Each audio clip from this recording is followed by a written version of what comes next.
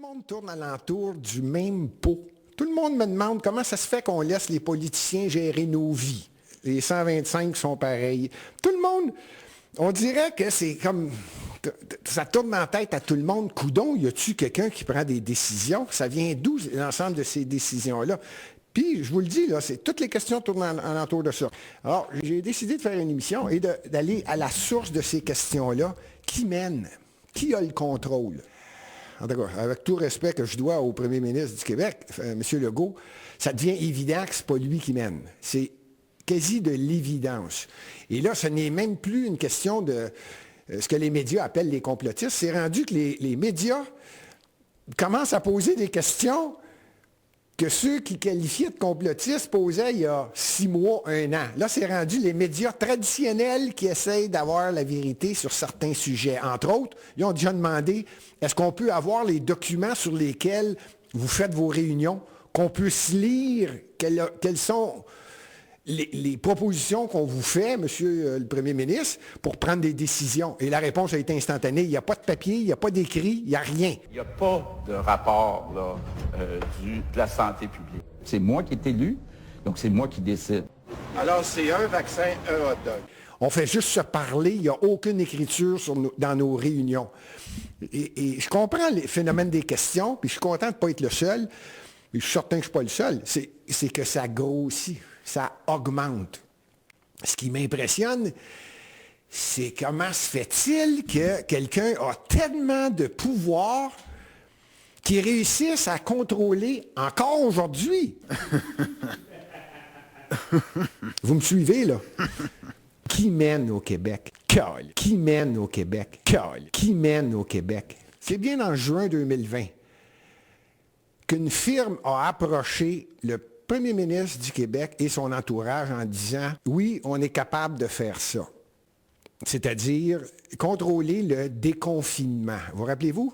Ça a commencé au mois de mars et lentement on déconfinait. À partir de juin, là, il faut commencer à déconfiner. Et cette firme-là a été approchée par le gouvernement ou vice-versa, a offert au gouvernement, ou le gouvernement a réalisé que cette firme-là était dans environ 140 pays, et c'est exactement ce qu'elle faisait. Contrôler l'information pour être capable que tout soit ordonné. François Legault a donné 1 700 000 pour le premier coup. La firme s'appelle McKinsey. En anglais, c'est McKinsey Group, c'est le groupe McKinsey. C'est à partir de là que j'ai commencé à vérifier, voyons, comment ça se fait qu'une firme, peut-être que c'est des anciens politiciens, peut-être que c'est des anciens élus, j'ai dit, je vais le vérifier. McKinsey, ça a été créé en 1926 à Chicago. Ben oui, c'est une firme de lobby ou c'est une firme qui influence. Il y en a tellement que ça ne bat pas un gouvernement. Premièrement, la compagnie a été créée à Wilmington. Ce n'est pas une coïncidence. Dans le Delaware. Je ne sais pas si ça dit quelque chose à quelqu'un. C'est à peu près à seul endroit aux États-Unis où tu payes quasiment pas d'impôts. Tu as juste une boîte postale, puis c'est en masse, en autant que la compagnie soit créée là. Donc, même à cette époque-là, c'était déjà pensé. Pour vous donner une idée de l'effectif, c'est 33 000 employés, peut-être un peu plus. Les chiffres sont à peu près de 2019. 33 000 employés, dont 18 000 consultants. Ça, c'est des gens qui conseillent fortement différents endroits. Quand je dis différents endroits, ils travaillent dans 140 nations sur la planète, à l'intérieur de la compagnie McKinsey. Alors, c'est quoi le cabinet McKinsey? Alors, tout d'abord, c'est un cabinet de conseil en stratégie. Il est l'un des plus coûteux de la planète. Il a été créé en 1926. Il possède 130 bureaux dans 65 pays, 30 000 consultants, dont 470 en France. Et l'entreprise n'est pas cotée en bourse. Mais vous allez voir qu'au fur et à mesure de cette vidéo, en fait, ce cabinet de conseil est plutôt expert en délit d'initié. En fait, si vous voulez, McKinsey aurait pu travailler chez Michelin parce qu'en réalité, ils ne vendent que du vent. Impressionnant, hein? Pas assez, hein? Vous allez me dire pas assez. Et c'est pas donné de comprendre exactement la puissance de McKinsey. Je vais vous le prouver En 2007, OK, on va prendre un exemple de 2007, dans les 16, mettons les 25 plus grosses entreprises mondiales sur la planète, là, des compagnies qui font plus que 2 milliards de dollars US par année, là, OK? Mettons les 25 plus grosses compagnies au monde. Il y en a 16 présidents de ces compagnies-là qui ont travaillé chez McKinsey Group. Il faut le faire, hein? Tout d'abord, l'un des points forts et des points particuliers des dirigeants de McKinsey ainsi que de leurs collaborateurs, c'est qu'ils peuvent également être recrutés par les différents pays pour lesquels ils ont collaboré. Aux Pays-Bas, par exemple, Wouter Ektra est devenu ministre des Finances, puis ministre des Affaires étrangères. En Allemagne, Catherine Suder, chefesse de cabinet en charge des appels d'offres pour la ministre de la Défense, de l'époque qui n'était autre qu'Ursula von der Leyen, présidente de la Commission européenne, celle qui vient de remettre un prix au président de Pfizer tout en l'embrassant sur les joues pour savoir à quel point ils allaient se faire du flouze sur le dos des Européens. C'est magnifique tout ça, mais il n'y a absolument pas de collusion. Ceci était une fake news, c'est du complotisme. C'est vraiment, vraiment une firme qui a beaucoup d'influence et qui sait comment placer son monde. Et quand on dit CEO, Chief Executive Officer, parmi les 16 plus grosses compagnies au monde, on parle également de président, premier ministre, ministre et députés dans différents pays qui ont passé comme employés chez McKinsey. En simple, je vous parle d'une firme qui passe inaperçue. Peu importe ce qu'elle fait, elle est dans le silence total. Une fois de temps en temps, on entend ce nom-là. Mais ce n'est pas une firme qui veut être à l'avant-plan. C'est la firme qui conseille, qui, en fait, à mon avis, qui influence. Il y a le petit Victor, Fabius. Vous savez, papa, il travaille au Conseil constitutionnel. C'est lui qui dit « cette loi, elle est bien, cette loi, elle n'est pas bien ». Vous voyez ? Donc, le petit Victor travaille pour le cabinet McKinsey. Donc, est-ce qu'il aura un ministère après qu'il ait travaillé chez McKinsey? Eh bien, l'avenir nous le dira bientôt. Ceci n'est pas du complotisme, ce sont des faits.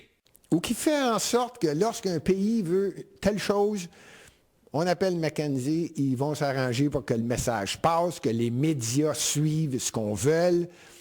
Un pays ou un gouvernement ou une corporation énorme peut demander les services de McKinsey. Et juste le fait de demander à McKinsey, quand c'est dans les budgets présentés, qu'on a fait une étude, on a eu de l'aide de McKinsey, le fait d'avoir écrit ce nom-là,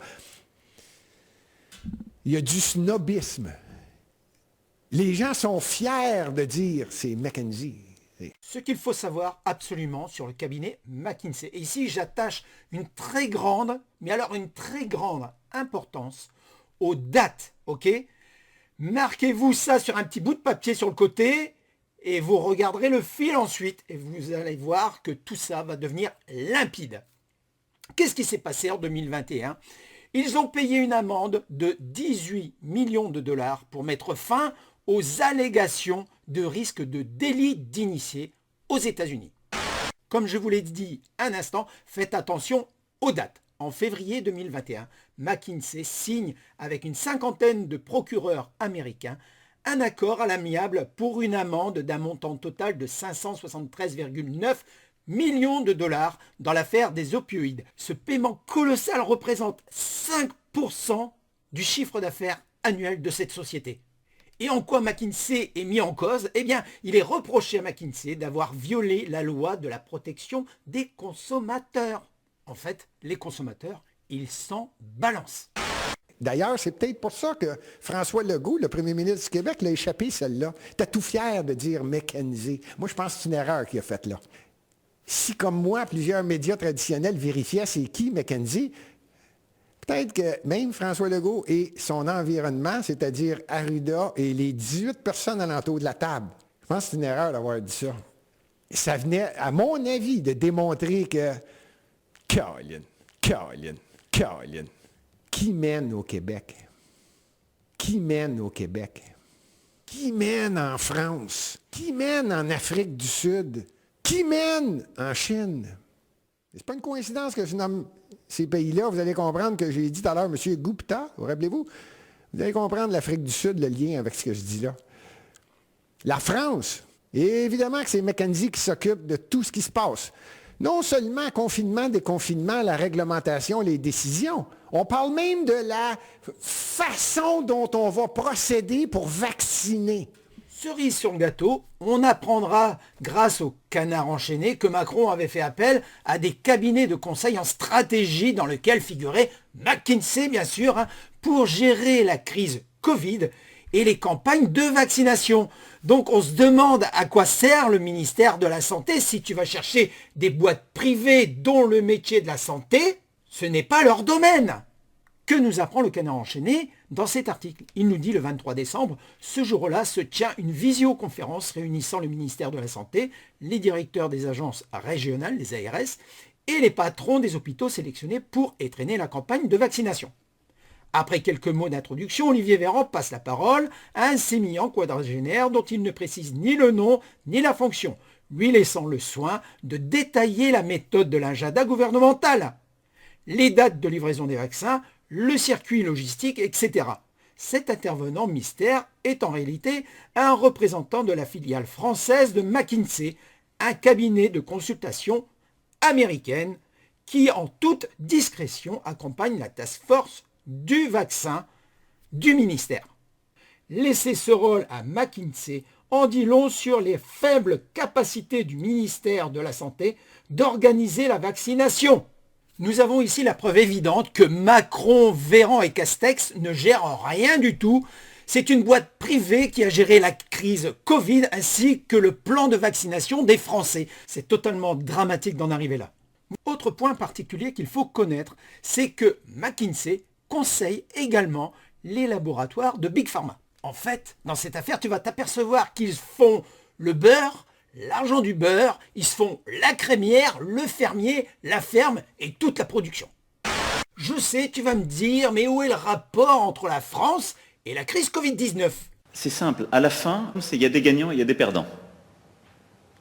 Les gagnants prennent l'argent et ne le disent pas, et les perdants hurlent. Je peux vous le dire, j'ai déjà essayé. Ces mots appris sont un véritable acquis à la fois démocratique et sur la capacité qu'on aura à ce que ces changements soient acceptés, y compris pour les grands perdants de la règle. Que ces changements soient acceptés, y compris pour les grands perdants de la règle. Leur chiffre d'affaires, c'est environ 9 milliards de dollars. Quand je disais dans le Delaware, vous vous rappelez, j'ai dit, ils ont installé et le bureau chef est dans le Delaware. Coïncidence. Le Delaware, c'est à peu près l'endroit, en fait, c'est le seul endroit. Je pense que Joe Biden a fait sa campagne électorale aux États-Unis exclusivement dans le Delaware. Ce n'est pas une coïncidence. Il y a beaucoup de firmes puissantes dans le monde qui utilisent le Delaware à cause des différentes lois. Mettons que ça ne coûte pas cher. Il y en a qui ont fait des vérifications. Et selon les informations du journal Le Monde, le forfait fiscal dans le Delaware pour la firme McKinsey, 175 $ US par année. Alors, ce n'est pas une coïncidence qu'il soit là. Et le lien que j'ai fait avec Joe Biden, c'est qu'il y a plusieurs firmes qui sont au courant que ça se passe dans le Delaware. Alors, je trouvais ça drôle de dire, regardons ça, le président américain qui va souvent là, je fais bien des blagues, il a utilisé et ils utilisent également McKinsey aux États-Unis.